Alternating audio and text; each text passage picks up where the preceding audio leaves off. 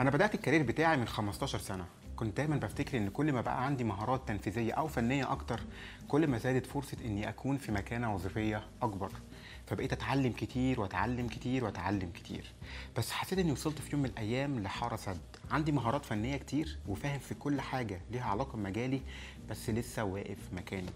ولما بدات ابص على الناس اللي في مناصب اعلى حواليا، اكتشفت ان بغض النظر عن مهاراتهم التنفيذيه او الفنيه، في 5 مهارات مشتركه بينهم. فغيرت طريقه تفكيري من شخص تنفيذي لشخص اداري، وبدات اركز على المهارات دي. والحقيقه انها فعلا نجحت معايا. في اقل من 3 سنين قدرت اوصل من جونيور لسينيور مانجر في واحده من اكبر الشركات العالميه، وقدرت كمان افتح البيزنس بتاعي.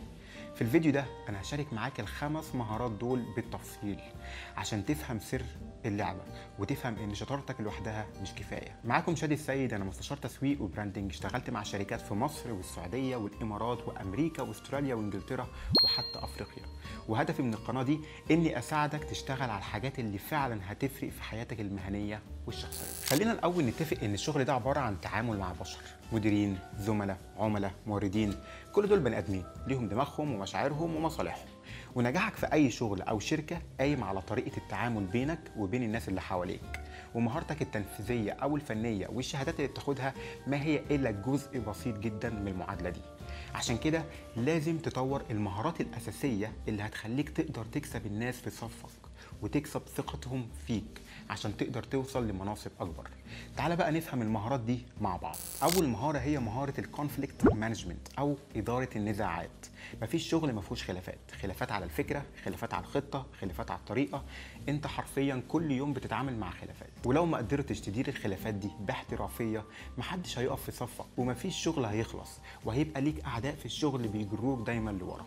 عشان كده لازم تتعلم وتفهم ازاي تدير الخلافات في الشغل، وده فن مش ناس كتير بتكسبه. وعشان تقدر تكتسب المهارة دي لازم أول حاجة تفهم الستايلز المختلفة في التعامل مع النزاعات، عشان تقدر تفهم نفسك وتفهم الناس اللي بتتعامل معاها وازاي تتعامل معاها.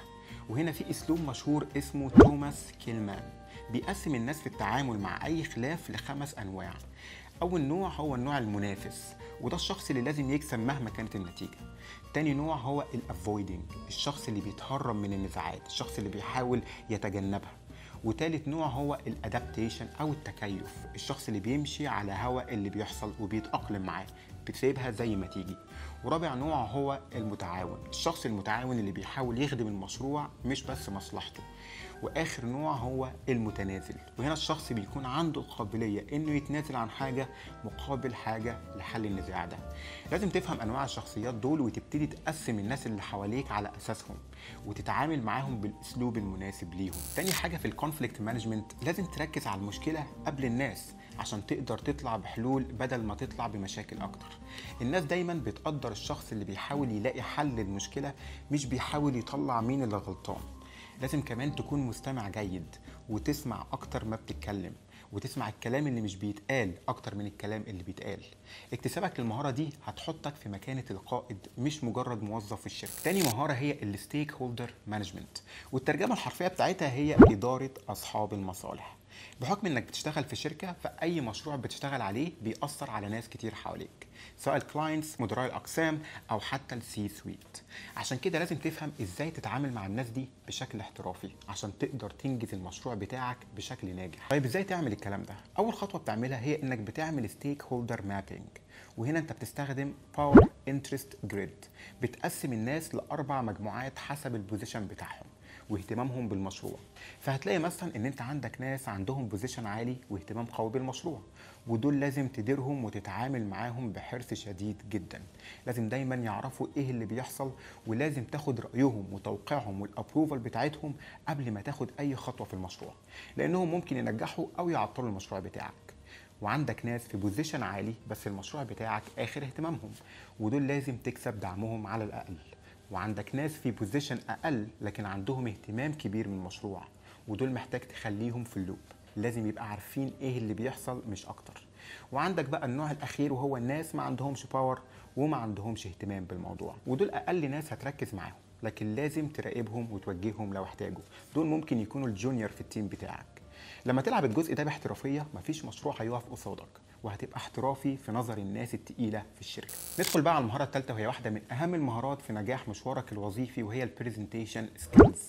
سواء انك تصمم برزنتيشن او تعمل برزنتيشن للناس، انك تكتبه او تقوله.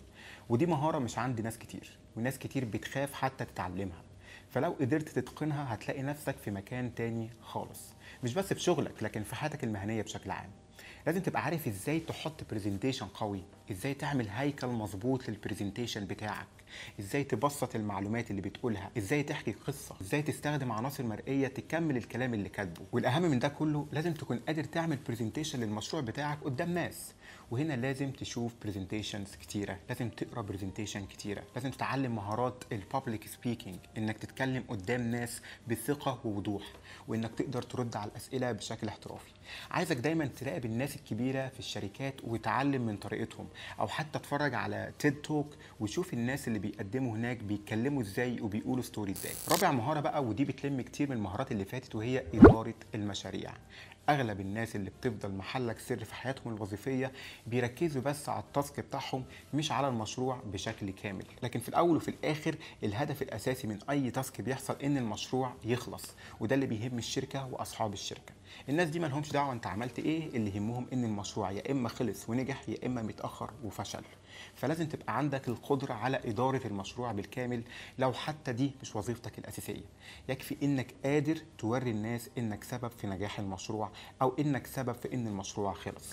وهنا في شويه مصطلحات ومراحل لازم تفهمها. اولا البروجكت تشارتر، ودي وان سلايد بيتكتب فيها ايه هو المشروع، ايه هي اهدافه، مين مدير المشروع، ايه الديليفربلز النهائيه من المشروع ده. دي زي شهاده ميلاد المشروع. لما اي حد عايز يعرف ايه هو المشروع ابعت له السلايد ده مباشره. تاني جزء هو الورك بريك داون ستراكشر، ودي دوكيمنت بتقسم فيها المشروع لمهام صغيره عشان تقدر تتابع تطور المشروع بسهوله. وتالت جزء هو الجانت تشارت، وده التايم لاين او التوقيت اللي هياخده كل تاسك في المشروع. ورابع جزء هو الستيك هولدر ريجستر، مين هم الاشخاص اللي مشاركين في الموضوع ده. واخيرا الريسك ريجستر، وده بيقول ايه هي المخاطر اللي ممكن يواجهها المشروع وازاي نتفاداها. طبعا لازم تبص كمان على ادوات اداره المشاريع زي اسانا وجيرا وماندي دوت كوم، وكمان في شهادات وكورسات تقدر تاخدها لو عايز تاخد الموضوع لليفل تاني زي شهاده البي ام بي. واخر مهاره هي effective communication، مش مجرد تواصل وخلاص، لا ده تواصل فعال، تواصل مؤثر، وده قدرتك على توصيل المعلومه والفكره بتاعتك بوضوح. لازم تكون قادر تقول رايك، لازم تكون قادر على فهم الناس اللي قدامك ومطالبهم، على كتابه ايميل واضح بيقول اللي انت محتاجه بوضوح، مش مجرد كوبي بيست. وطبعا المهاره دي بتتطور بالملاحظه، بتتطور من تحسين لغتك واستخدام المفردات الصح، بتتطور من انك تكون مستمع جيد او انك تكون ملاحظ جيد لما حد يتكلم معاك او يتكلم قدامك. ومع الوقت هتلاقي نفسك بقيت افضل، وهتلاقي نفسك بقيت في مكانه احسن لانك قادر تقول اللي محدش بيقدر يقوله بوضوح.